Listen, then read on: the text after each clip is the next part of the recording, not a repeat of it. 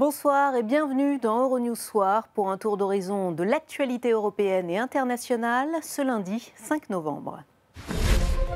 À la une ce soir, le premier acte d'une semaine du souvenir, 100 ans après la fin de la Première Guerre mondiale. Nous suivrons le périple d'Emmanuel Macron, mais nous évoquerons aussi chaque jour un aspect singulier de la Grande Guerre. Aujourd'hui, ces obus que l'on continue de repêcher dans la Meuse. Y aura-t-il un deuxième, voire un troisième référendum sur l'indépendance en Nouvelle-Calédonie? Édouard Philippe botte en touche, mais il invite les forces loyalistes et indépendantistes à venir dialoguer à Paris en décembre. Les États-Unis ont mis leurs menaces à exécution. Ils ont rétabli de lourdes sanctions contre l'Iran. À Téhéran, le pouvoir joue la surenchère, mais la population dit son inquiétude. Et puis, nous ferons un crochet par la route du Rhum, où il y a déjà de la casse, alors qu'une tempête s'annonce ce mardi. À l'heure où l'Europe vit une profonde crise existentielle, c'est un centenaire très opportun que l'on commémore toute la semaine et jusqu'au point d'orgue dimanche, la fin de la Grande Guerre. 100 ans après, on en découvre encore des vestiges près de Verdun. Voyez ces sujets de Stéphanie Morbois et Vincent Ménard. Au deuxième jour de son périple de commémoration du centenaire de la fin de la Grande Guerre, Emmanuel Macron s'est recueilli à Morhange, en Moselle, sur le site d'une bataille méconnue. C'est le premier président à se recueillir officiellement dans ce lieu qui a été le théâtre d'un désastre militaire au début de la guerre de 14-18. La bataille de Morhange est un épisode de la bataille des frontières, au cours de laquelle 40 000 soldats français ont été tués dans des combats acharnés. Le coup d'envoi des cérémonies du souvenir a été donné dimanche soir à Strasbourg par Emmanuel Macron et son homologue allemand Frank-Walter Steinmeier. À Londres, 10 000 torches se sont progressivement illuminées au son du clairon militaire. Une opération qui sera renouvelée tous les soirs de la semaine jusqu'au 11 novembre.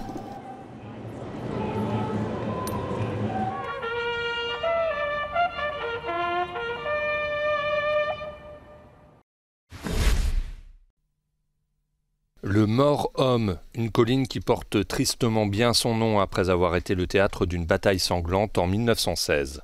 Dans les environs de Verdun, comme un peu partout dans le nord et l'est de la France, il s'est abattu une véritable pluie d'obus durant la Première Guerre mondiale.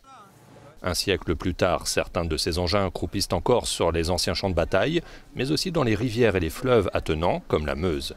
À Villonne-à-Romont, les démineurs continuent de les sortir de l'eau pour éviter les accidents.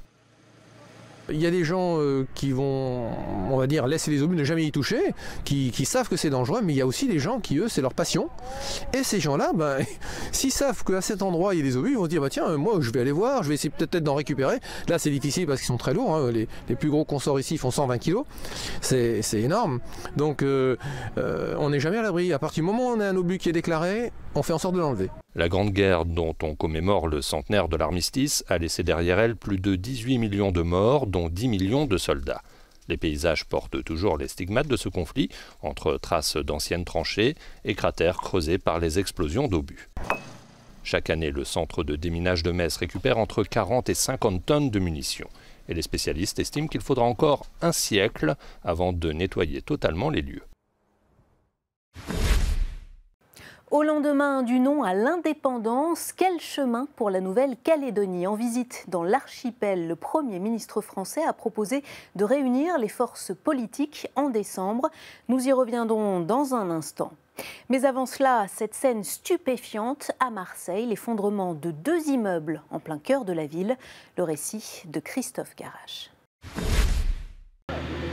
En France, les pompiers de Marseille ont passé la journée de lundi à rechercher d'éventuelles victimes après l'effondrement spectaculaire de 2 immeubles vétustes situés dans une petite rue du centre-ville. Les 2 bâtiments se sont écroulés subitement en début de matinée, provoquant une véritable panique dans le quartier. Au moins 2 passants ont été légèrement blessés lors de l'effondrement. Selon le maire de Marseille, un des 2 immeubles était vide et muré pour cause d'insalubrité. C'est surtout le second bâtiment qui inquiète les secours. Plusieurs habitants affirment qu'il était occupé par des sans-domicile fixe. Par précaution, d'autres bâtiments limitrophes ont été évacués tandis qu'une brigade cinéphile a été rapidement déployée sur place. Les circonstances de cette catastrophe seraient liées à l'ancienneté des bâtiments ainsi qu'à la nature des sous-sols, conjuguées aux dernières fortes pluies qui auraient fragilisé le terrain.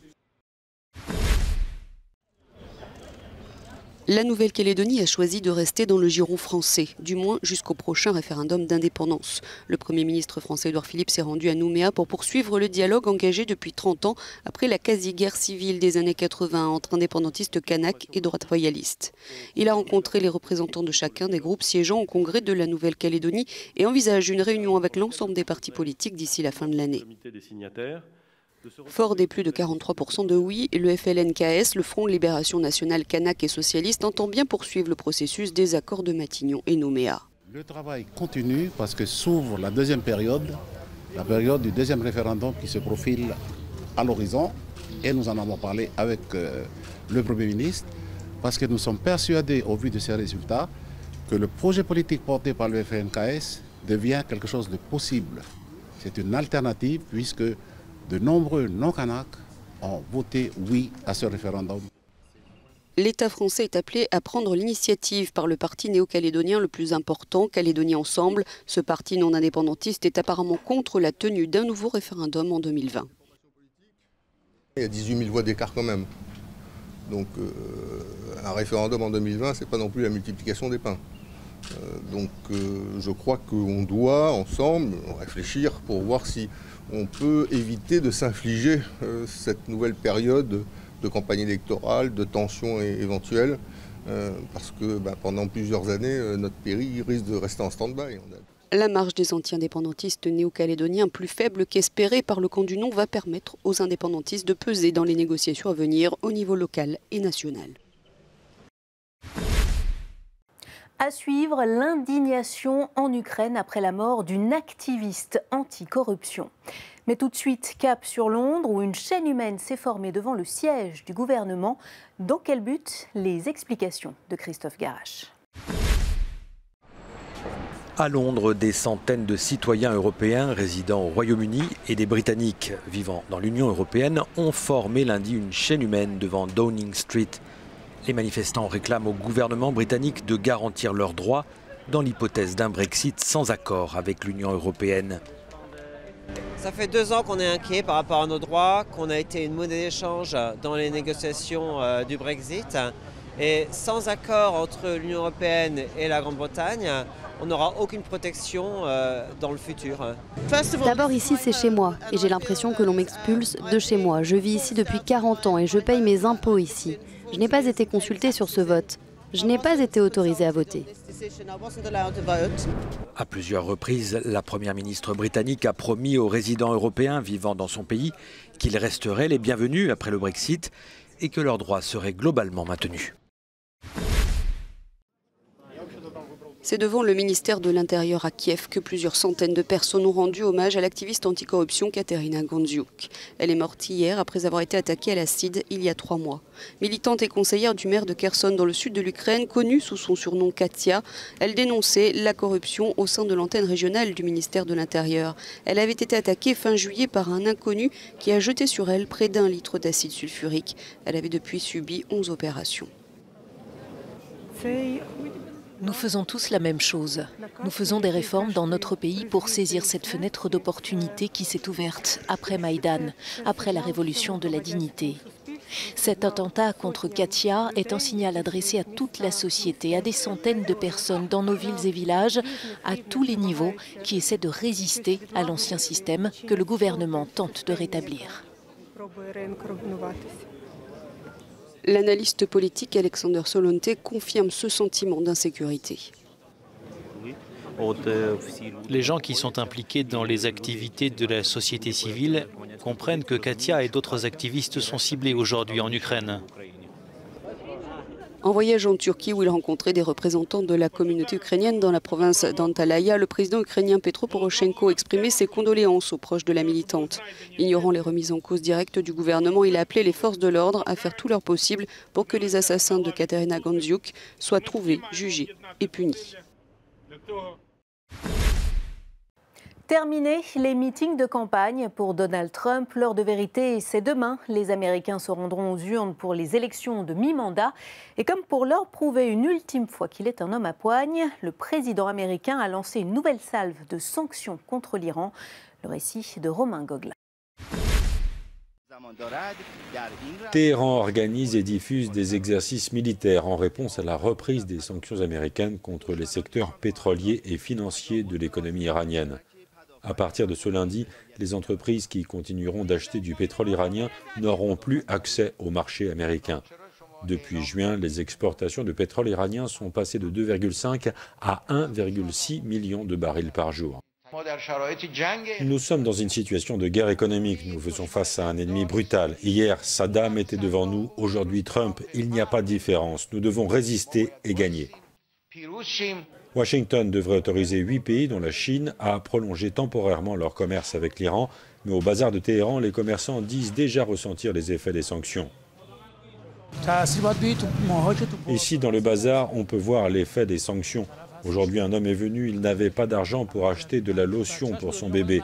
La situation économique se détériore, les gens sont très pauvres, c'est difficile. Les exportations de pétrole constituent 40% des recettes de l'État iranien et les entreprises craignent que la reprise des sanctions n'entraîne une crise générale. La réalité, c'est qu'il y a quelques semaines, nous avons dû nous aussi procéder à des licenciements. Et c'est vraiment déchirant. C'est dur de dire, écoutez, je suis désolé, il n'y a pas d'affaires et donc, s'il n'y a pas d'affaires, je ne peux pas vous garder. Aujourd'hui, ces jeunes, je veux dire qu'ils ont entre 25 et 35 ans. Ils ont étudié, ils sont enthousiastes et savent ce qu'ils veulent faire à l'avenir. Mais maintenant, on leur enlève tout espoir. Malgré l'animosité entre les deux pays, Donald Trump se dit prêt à rencontrer les dirigeants iraniens pour négocier un accord global sur la base de deux conditions principales, la fin du programme nucléaire et l'arrêt de l'interventionnisme au Moyen-Orient. Barack Obama et Donald Trump en première ligne, un duel à distance pour ce dernier marathon de meeting politique. Jusqu'à demain, le président américain et son prédécesseur vont tenter de convaincre. L'enjeu, le contrôle du Congrès pour les 2 dernières années de mandat de Donald Trump et donc la poursuite de sa politique. En Géorgie, le leader républicain a une nouvelle fois voulu faire peur. Que pensez-vous de cette caravane? Vous voulez laisser entrer cette caravane? Entre-temps, la semaine dernière, j'ai appelé l'armée américaine. Il ne s'agit pas d'un jeu. Trump ne cesse d'évoquer une Amérique envahie par des socialistes radicaux et des étrangers criminels qui tentent d'entrer par la frontière sud des États-Unis. Les démocrates, qui pourraient prendre leur revanche électorale, parient sur le rejet de ce Donald Trump qu'ils qualifient de menteur et de catalyseur des violences qui ont endeuillé le pays. Dans l'Indiana, c'est ce qu'Obama a dénoncé.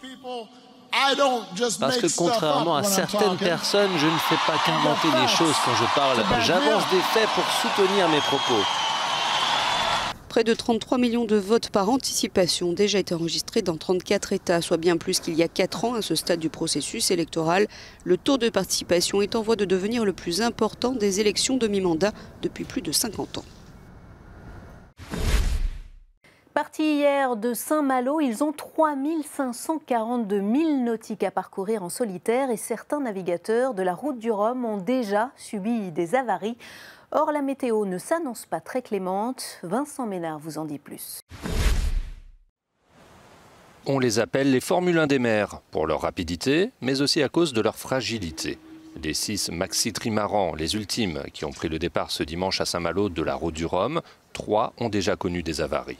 Sébastien Josse fait route vers la Corogne après avoir perdu une partie du flotteur tribord d'Edmond de Rothschild. Même destination pour Thomas Coville, après la casse du Brave en bâbord de Sodebo. Quant à Armel Lecléache, il a fait un arrêt express au large de Roscoff pour une réparation sur Banque Populaire. Et pour toute la flotte, le pire est à venir. Devant, c'est tout gris, on voit bien que le temps va se gâter. Donc voilà, on va passer en mode, je pense, après mode départ, couteau entre les dents, on va passer mode large. Une tempête est annoncée ce mardi dans le golfe de Gascogne avec des vents qui pourraient atteindre les 55 nœuds, soit plus de 100 km/h. Les ports de Brest, Lorient, Douarnenez, Camaret et La Rochelle se tiennent prêts à accueillir les concurrents qui auraient besoin de se mettre à l'abri. Ce dimanche s'est tenu à La Havane le traditionnel rallye des voitures de collection qui paradent dans les quartiers historiques de la capitale cubaine et le long du Malecón. A lo cubano, selon le style cubain, est le titre de ce rendez-vous des amoureux de l'automobile. Pour moi, ma voiture, c'est comme un ami. Des journalistes m'ont demandé comment était ma voiture et j'ai dit que c'était comme un chien. Le chien n'est-il pas le meilleur ami de l'homme ? Par nécessité, les Cubains ont pris l'habitude de restaurer de vieux modèles soviétiques et américains qui continuent d'être utilisés au quotidien. Les vieilles voitures font partie de l'identité cubaine. Cela fait partie de notre vie quotidienne et nous sommes heureux qu'elles soient comme figées dans le temps. On estime que le parc automobile cubain est aux 2 tiers constitué de vieilles américaines des années 50 et de modèles soviétiques des années 70 et 80. C'est la fin de cette édition d'Euronews Soir. Merci à vous qui nous avez accompagnés. Vous pouvez retrouver toute l'actualité sur notre site internet. Très belle soirée à tous.